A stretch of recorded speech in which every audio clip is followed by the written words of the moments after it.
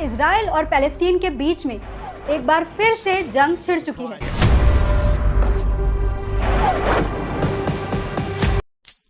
ये दोनों कई सालों से एक दूसरे से फाइट करते आ रहे हैं, पर इस बार हमास का इजराइल पर ये सरप्राइज अटैक पिछले सालों से बहुत अलग है।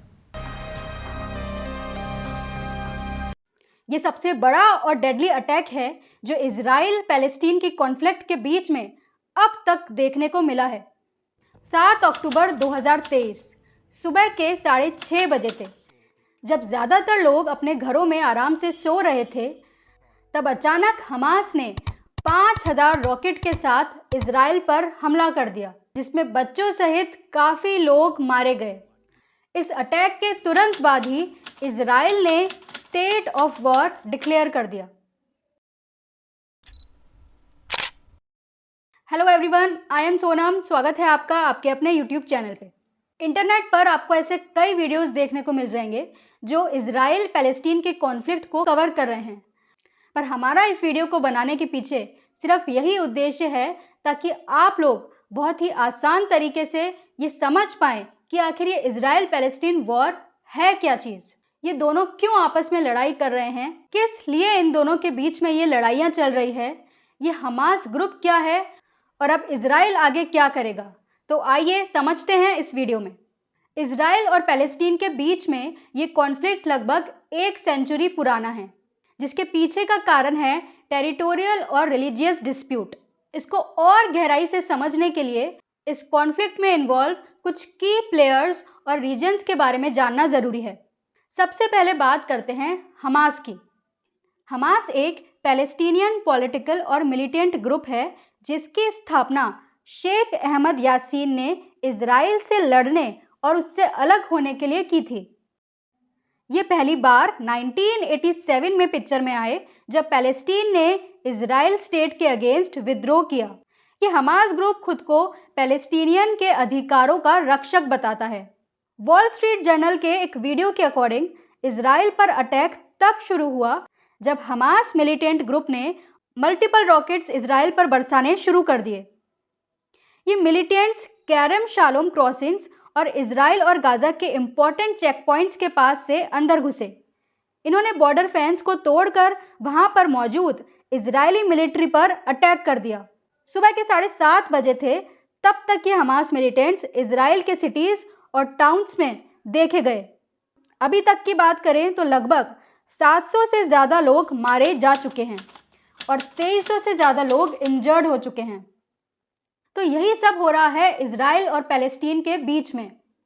अब इस पूरे कॉन्फ्लिक्ट के रूट को समझने के लिए बात करते हैं 20th सेंचुरी के शुरुआत की, जब पैलेस्टीन पर ऑटोमन एम्पायर रूल करता था।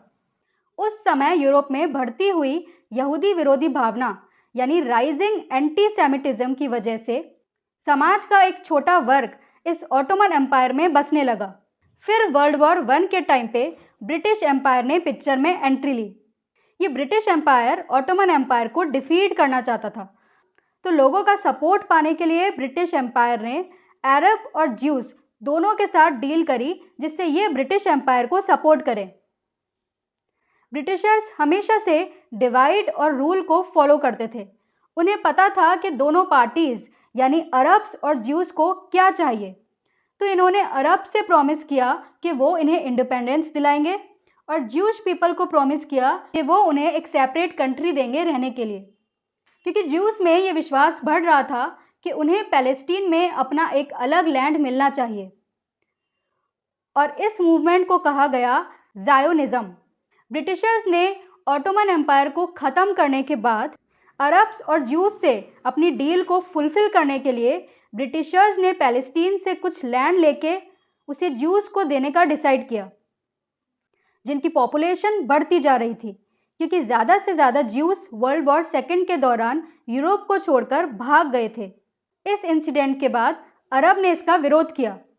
इससे काफ़ी वायलेंस हुआ और ब्रिटिशर्स इस वायलेंस को कंट्रोल नहीं कर पा रहे थे और 1947 में लगभग 30 साल पैलेस्टीन को कंट्रोल करने के बाद इन्होंने ये कंट्रोल यूनाइटेड नेशंस को दे दिया।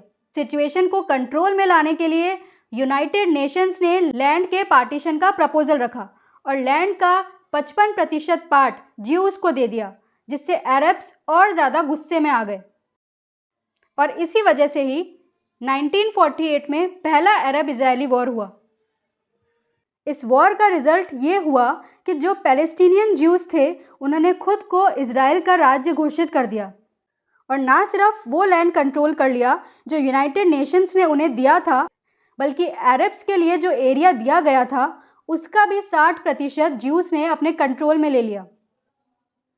1948 में इसी वजह से इजरायली सेना द्वारा काफ़ी खून खराबा हुआ, जिससे 2.5 लाख अरब लोगों को देश छोड़ने के लिए मजबूर होना पड़ा। अब इजराइल ने गाज़ा को छोड़कर सभी लैंड पे कब्जा कर लिया था।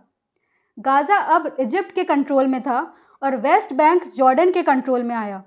तब से लैंड के पार्टीशन करने के काफ़ी अटेम्प्ट्स किए गए, पर वायलेंस के अलावा और कुछ नहीं हुआ।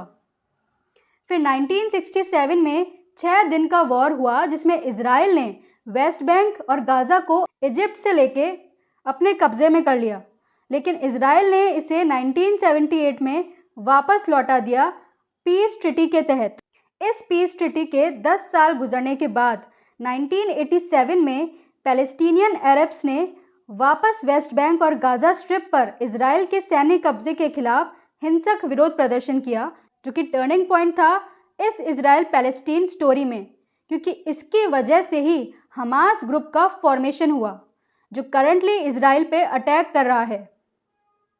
साल 2000 में दोबारा इजराइल पे अटैक हुआ, जिसमें इजराइल को गाज़ा छोड़ने के लिए मजबूर होना पड़ा।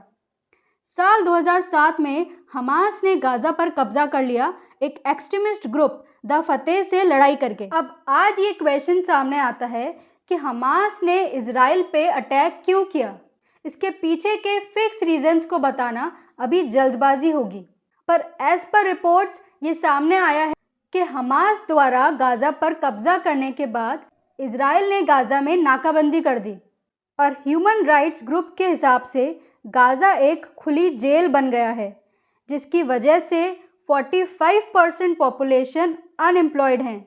वेस्ट बैंक में भी सेम यही सिचुएशन है। लोगों के बीच में बहुत तनाव का माहौल है। आए दिन हिंसा का माहौल दोनों पक्षों के बीच में बना रहता है, पर अभी भी हमास का इजराइल पर सरप्राइज अटैक का कारण क्लियर नहीं है। पर वजह चाहे कुछ भी हो, वॉर में किसी की जीत नहीं होती, हारता सिर्फ इंसान है। पूरे नेशन को इसकी कीमत चुकानी पड़ती है। तो अब हमास और इजराइल आगे क्या स्टेप्स लेंगे, जानने के लिए चैनल को सब्सक्राइब कीजिए। Thanks for watching.